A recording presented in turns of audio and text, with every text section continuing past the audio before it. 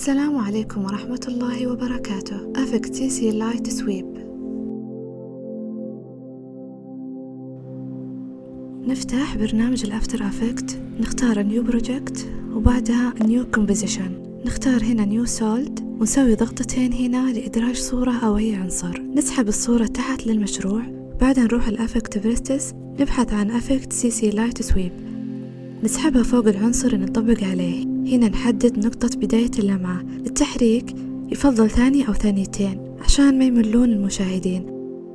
نروح نعمل نقطة عند البداية وبعدها نتأكد أننا مؤشرين للبداية، ومن هنا نقدر نفتح خصائص الأفكت.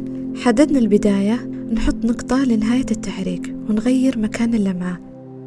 كذا كأننا سجلنا التحريك من نقطة البداية إلى النهاية، ونشغلها للتجربة. نخلي المشروع كذا ثانيتين، من كومبوزيشن إعدادات الكومبوزيشن ونغيرها لثانيتين. هذا للدوران نختار أي اتجاه، شي بيورينا نوع اللمعة. نجرب نختار اللي يريحنا، وهنا عرض اللمعة. أضغط وروح يمين يزيد العرض اللمعة، إذا رحت يسار يخففها، ومن هنا وضوح اللمعة، درجة الوضوح إذا نقدر نرفعها ونقدر نوطيها، واللي تحت حدة اللمعة. ومن هنا نقدر نغير لون اللمعة ونجرب المعاينة، ومن هنا نعمل لمعة للظل.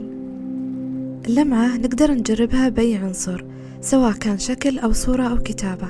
نجرب الكتابة، أكتب السلام عليكم، أغير اللون واختار الأفكت، أحطها على الكتابة وأطبق نفس الطريقة السابقة. ممكن نغير وقت تحريك الكتابة، نخليها بعد الثانية الأولى يعني بعد لمعة العنصر ونجرب. بعدها نصدر المشروع ونشوف النتيجة.